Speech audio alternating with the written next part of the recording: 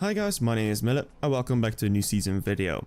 Today we are going to talk about all the information regarding this season and also what happened last season, as it was quite a mess, and shortly my view on it. Otherwise there isn't really much information or news at the moment that we're waiting for, so I decided to put up some potential future cars that might be coming to the game at some point. But first, like usual, the claiming of the car. The Cadillac CTS-V brings a new manufacturer to the table, but I don't directly see what else they could add in the near future unless they'd go back to some older concept cars, but I highly doubt that would happen. This does not exclude this car for potentially becoming a future prestige car, as it's a tier 4 5-star car, and we know how for some it can be quite a pain if it's a less than used manufacturer, referring to the Prestige Cup of last season, which for newer players was not easy at all. Not that I'm complaining about the difficulty level, it was hard, it was nice, but it wasn't also really a new manufacturer like the Cadillac, so it could be, if it were to become a prestige car, that it might be slightly easier, but be sure to store those Cadillac fusion parts. Performance wise, it is a mid 11.5 seconds car, making it rather mid-range. And again, with new manufacturers, new modding players come to the scene, filling up leaderboards an hour or two after the car is delivered. Something really has to be done, as I even doubt some of these got the CTS-V season price car in the first place. Natural Motion, please get out there and please be stricter on the rules and ban where needed, or show crew names and stars next to the run times so we know if the play is legitimate or not. It's getting tiresome to a point where I don't even bother running in boards anymore. Done with it typically bi-weekly rant and on to season 80. Season price car is my favorite one of the update, being this Shelby Super Snake. If I had some time for it, I'd be running top 10 and get one of them because it just looks so great in white with the blue accents. The new Super Snake is based on a 2018 Mustang and has a supercharged 800 brake horsepower engine. I think the reason why I feel so attracted to the car is, in first place, the shape of the front headlights, like the 2018 Mustang, making it look so aggressive, in combination with the wide body in the back. The one thing I'm not really a big fan of is the design of the rims, as I'm not really a fan of that style. I'm curious to see if any other rims that might be in game once the season ends. Unlike the GT500, this Shelby does not run under Ford as manufacturer, but Shelby, making it a lot harder to upgrade, but at the end of the season enabling milestone crates for Shelby fusion parts, meaning it can help you upgrading your AC Cobra in case you're stuck in the Legends storyline. I don't personally mind it, as the Shelby brand is now introduced to the game and it will make the car less easy upgradable, which to me makes it more of a challenge really. The season price, like mentioned earlier and seen here, comes in white, while milestone crews will have to settle with a deep impact blue version with white accents. I do feel the color placement is deliberate, as the GT500 season price was in blue, and now the milestone spec is.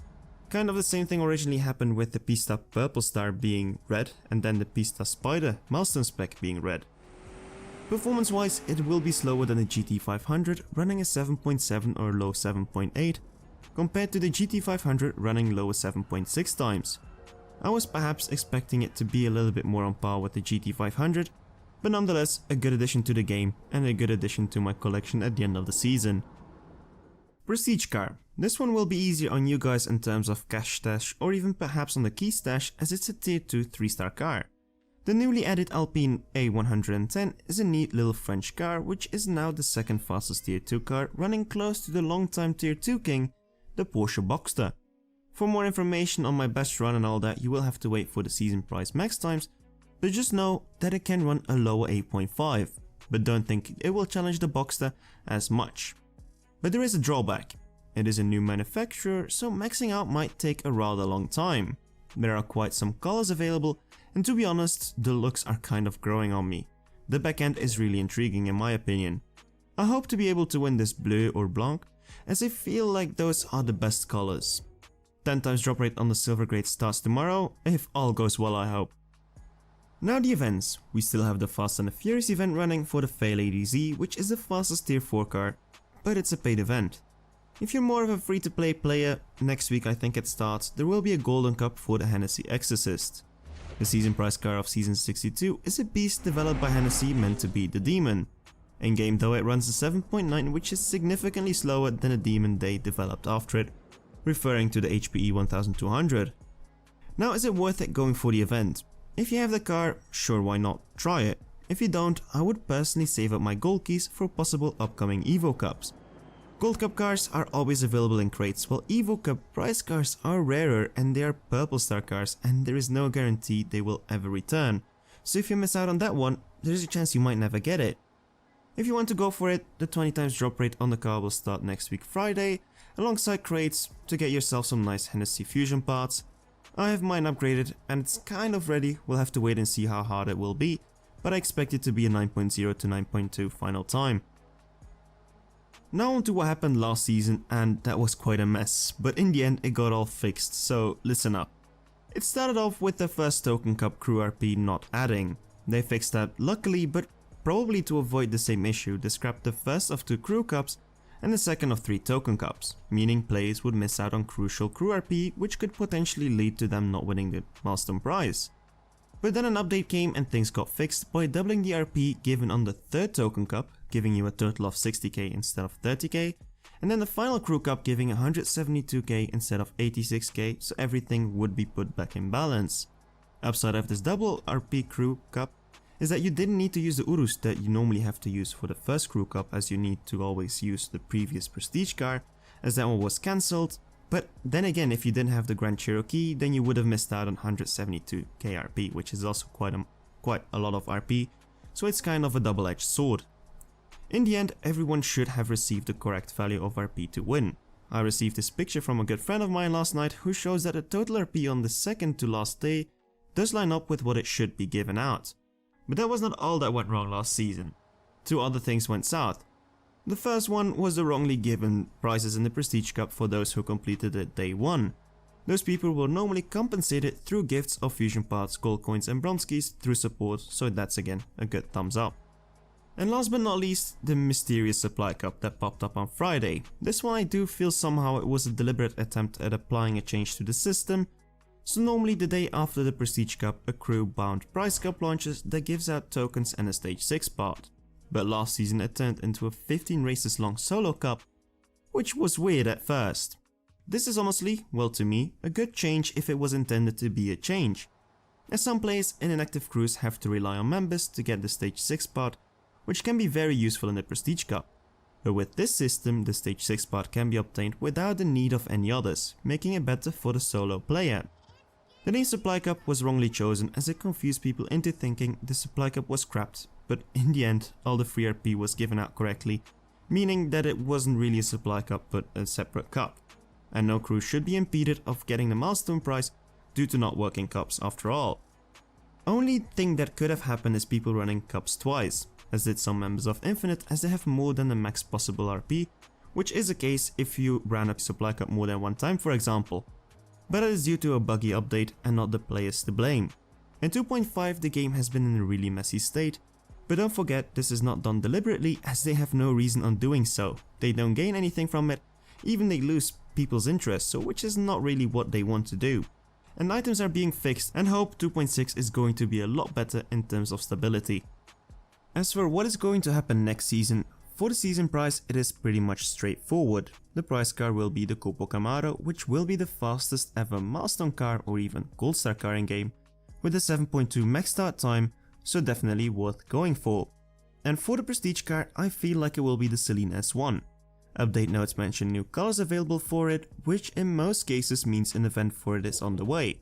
And as it is a 4-star car, I do feel like it will become the next season prestige car. I'm curious to see what's going to happen.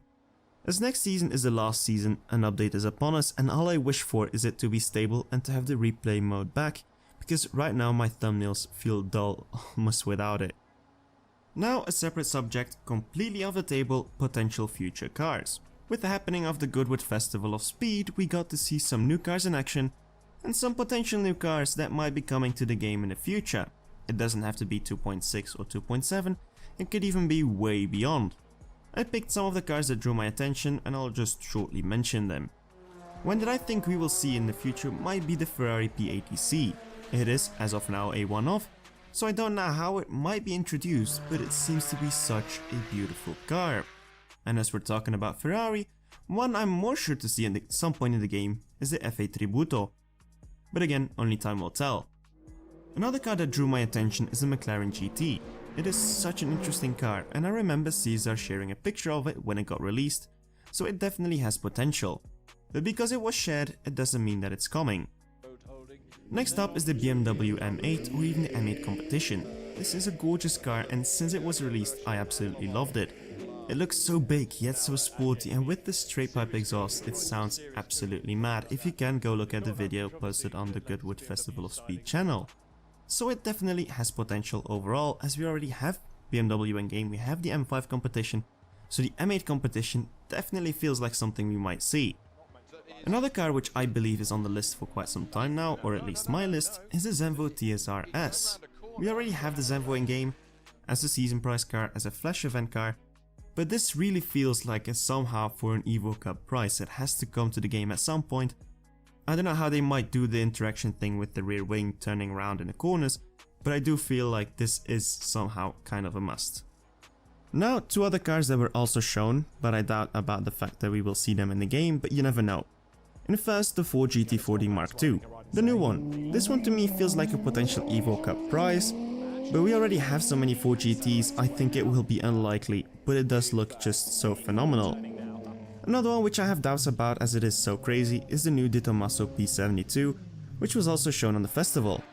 I'm not personally the biggest fan of this car's odd shape, but I do understand where they are coming from, which seems to be based on the late 60s racing car design, such as the Ferrari P3 330.